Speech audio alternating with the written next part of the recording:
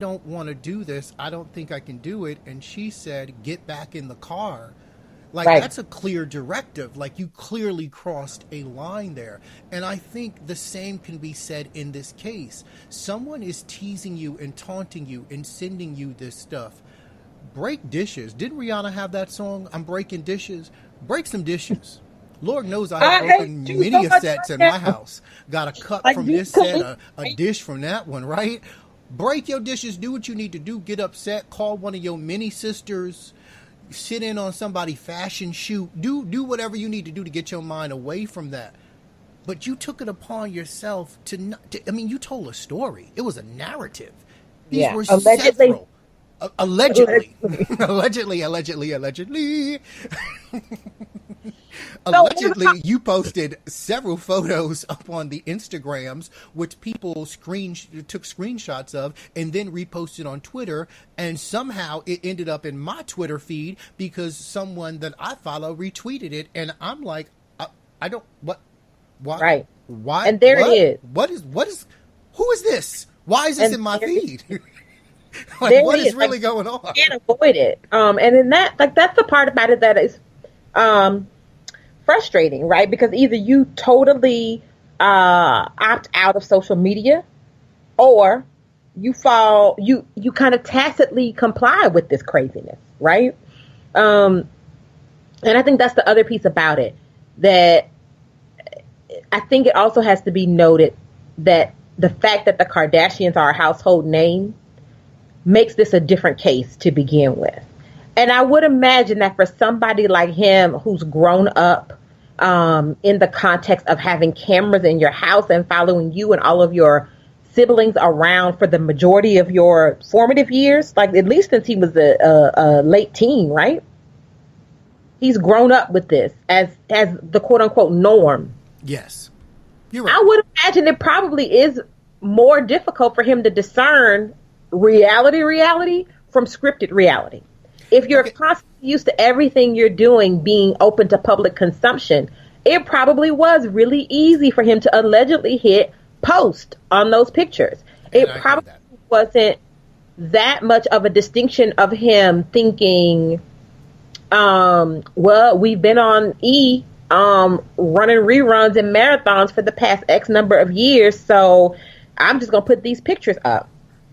The And problem, I'm sorry, wait, let me go on. finish. The problem is, I need everybody else to recognize you are not a Kardashian, and that you have to take some accountability for your behavior when you are engaging in a public space like social media, and that you really have to pause before you post. You have to stop and think about the long-term consequences and ramifications of your actions when you are operating online.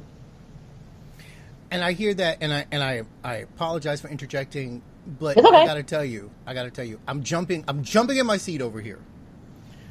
I'm jumping in my seat because,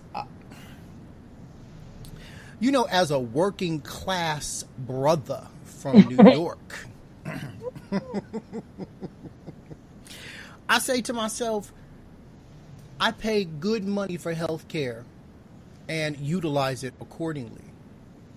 You are sitting up there with money on top of money. They say, what's that phrase? Checks on top of checks, I think is the word in the street. You know you have problems. Why are you not talking to a Dr. Nikki of your own and getting yourself the appropriate health care that you need? And this is where you and I differ on these issues, because you do look at it from the psychological perspective, and that brings you some professional and personal empathy. But I think sometimes I stand on the side of the people who are just going day to day. I find it hard to find empathy around these issues because these are people who have resources. Why aren't they using their resources? Now, I'm sure you're going to come back to me with the psychological, oh, well, this and that, and the pain of the life and the soul treatments, and they don't do yoga like you do, and all that kind of stuff. I get it. Like, I get it. I'm so angry that that's how you see, that's how you hear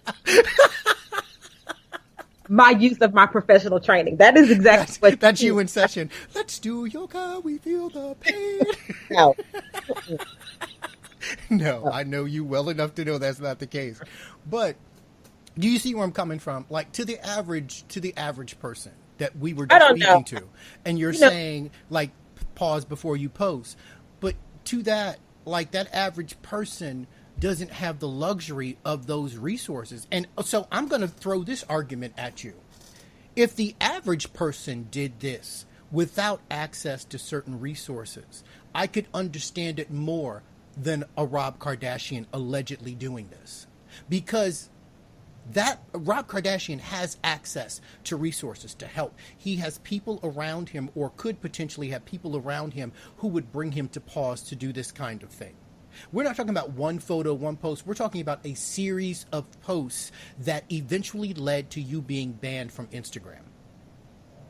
The typical person on the street going in between from here to there doesn't have that resource, may not necessarily even know that there's an issue. So I hear what you're saying. But I'm struggling with that. So basically, part of what we're talking about is, I think it's I think it's complicated, but I think part of what we're talking about is a combination of personal accountability and impulse control. And I think that I can't imagine that growing up the way that he has grown up and living the lifestyle that they created in the past decade or so has allowed him to have any opportunity for personal accountability. For what is he held responsible? I think it's compounded by the fact that he's a man. Mm-hmm, mm-hmm. I think that there's this term called male fragility. And I think lots of men, regardless of their status, when their feelings are hurt, when they feel like a line has been crossed, they feel justified in reacting in whatever way will bring them back the sense of power that they need to bring them back into equilibrium. Right. The other part is about impulse control. There has to be some part of your brain that says, wait, let me think this through before I do it. And I think that goes a lot hand in hand with accountability. So if you've never been held accountable for your actions, then you don't develop that internal compass to be able to say, this might not go well for me. Not even think about the other person. Not even think about the empathic part, or the respectful part about the fact that this woman is your child's mother. None of that stuff. But just, it might not go well for me. But if you live in a context in which you always get your way, in which things always work out in your favor, even if you have to go through some drama and some struggle, you don't learn to take accountability for your actions. It makes perfect sense to me. See, that's why I don't like you sometimes, because you always try to get me to empathize. I gotta change pace for you. I believe that fundamentally is where we are all jacked up in the game. Right. Like right. we either have to decide as a collective that we are going to, first of all, recognize that we all have access to humanity, have a right to humanity, and try to find the humanity in others. If we can't begin to do that, we really need to just call it quits as a collective. And so I can have empathy for the context and set of circumstances that led allegedly to Rob Kardashian acting in the way that he did. It doesn't mean it's justifiable. It doesn't mean that he's shouldn't be held accountable. It doesn't mean that I think it's okay. That both of those things can exist at the same time for me. And I just want to take a second to just go left for a second and give a shout out to DJ Baker. DJ Baker, who does the top 40 countdown. Hey, DJ! On all digital radio. He's been active in the chat room. And I just wanted to read two of his comments that he stated. When we were talking earlier about taking away power, he said he did take away her power. And that's the point of men that truly don't respect black women, all caps in black. He wouldn't do that to his sisters. But Black China is different. And I think that's a really interesting point. Because Absolutely. He has had beef with his sisters, but nothing this vile, allegedly, has ever been done. He then I definitely think that. I'm Yeah, sorry. I'm sorry. I just want to add, and we probably need a whole nother show just about this concept. But Really? Because we've actually gone over a half I hour and know we're we're going coming our time. close to right. We're coming I close to know. our Okay, we need to time. close down. But I just, yeah, yes, what DJ Baker said. Yes, I'm Yeah. just gonna listen to that. No, go ahead on. Say what you were going to say. We're still good. No, but I think the bar is set differently for Black women, perhaps women of color. We could probably say, but I for sure say Black women. There is a historical context for devaluing Black women's bodies, for over sexualizing Black women, and so the expectation for how Black women should be treated with respect in public is already at a different level than if he were with a white woman. And I stand by that as fact. And you want to argue with me, come see me about that. Well, on that note, It's probably time to shut it down for this week's episode. Seriously. Seriously, I have to, I need to just make sure we end on a note to say that I know it to be true that many times in life, you are best suited if you take a breath and a moment before you act.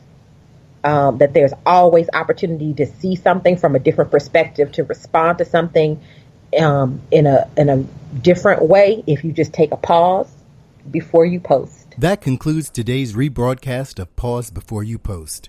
Dr. Nikki has asked me to leave you with some mental health homework, so here it is. The next time you're on social media and you find yourself upset or angry about something, and you go to type a nasty response, pause. Ask yourself this question. How would you feel if that negativity that you're about to send out was directed towards you? Thanks for listening, and we'll see you next week. 1, 2, 3, 4, 5. You get the idea. 55 more seconds of me talking to you when you could be speaking to potential new customers. For only $5, you can permanently add your ad to this or one of our many other podcasts. That's every download, every stream, every live listen, everywhere in the world. All you need to do is visit us online at tomasianent.com. That's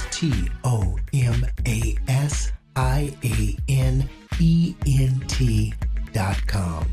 And click on the services link at the top of the page. Check out our advertising opportunities and our other services as well, all starting at only $5. 51, 52, 53, 54. But you get the idea. Now get your message out there.